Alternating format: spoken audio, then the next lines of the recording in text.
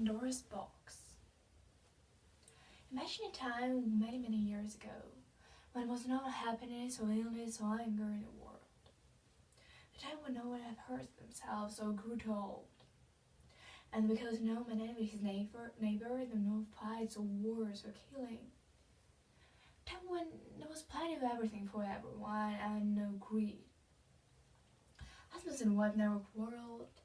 That was why Pandora and Prometheus were content always to be together, dancing, feasting, playing games, and sleeping in the sunshine of the year-long spring. And an unkind person would have said that Pandora was spoiled, but then there was no one unkind to see it, and Prometheus loved to celebrate presents. Every day he brought her a new dress, or some sandals, or jewels, or a statue for a garden. His search for presents took him farther and farther away from the house each day.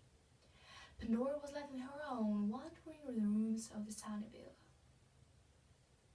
One day, though, he came home with something large and square, wrapped in a good cloth. It was a dusty old box, fastened with latches and tied round with a golden cord. "What is it?" laughed Pandora, dancing round the box. "It's a present for me, isn't it?" "No, Pandora, it isn't," said her husband firmly. "This box was given to me by the god Mercury for safekeeping. I promised him I would never open it, whatever happened. He said I would be sorry forever if I did." "Oh, please, let me have a look. Just a little look."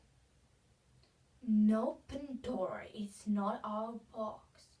You must respect Mercury's wishes. Now leave it alone."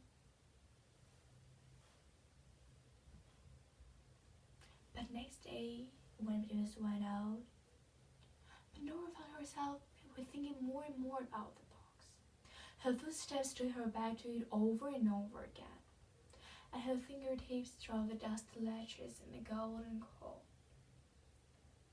"I wonder what's in it," she thought. "I think Prometheus was joking about Mercury.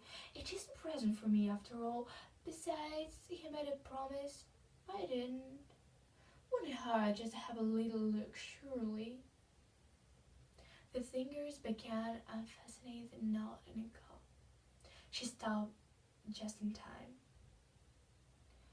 She busied herself with 100 little jobs around the villa, but by afternoon she could bear it no longer.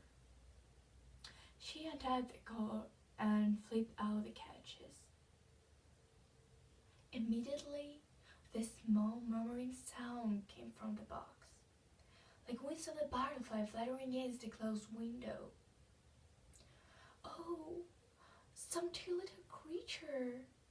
I can't believe it should have been there."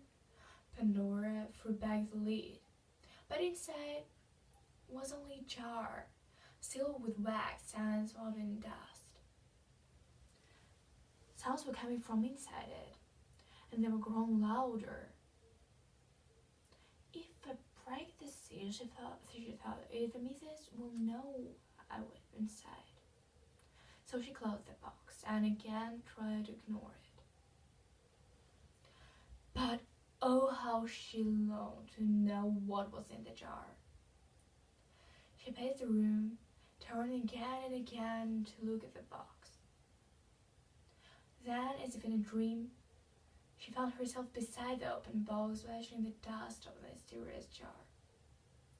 "Pandora, Pandora, please let us out," one little chorus of tiny voices from inside the jar.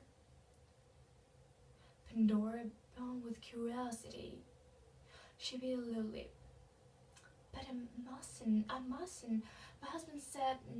"What, Prometheus? No. Please let us out. Please let us out. The world needs us. The world isn't complete without us." The temptation was too strong for Pandora to resist. She quickly scratched the wax seal. Out flew the stopper, forced from the neck of the jar by a hideous black hornet. It sting with poison, In his buzz was the word death. Another leather wing inside of Fury with staring eyes felt it murmuring. Then a beast of bug crawled out of the neck of the jar. This sailor slime was disease on the floor. A gnat of the color of frost flew out of the window, flew out of the garden wherever it settled with the thorn of the weeds, black spot and caterpillars.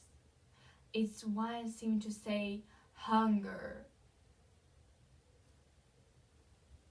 Pandora desperately tried to put back the stopper, but a flying bill from the jar pricked her wrist, the stout stinging crow. You can't stop us now, you foolish woman.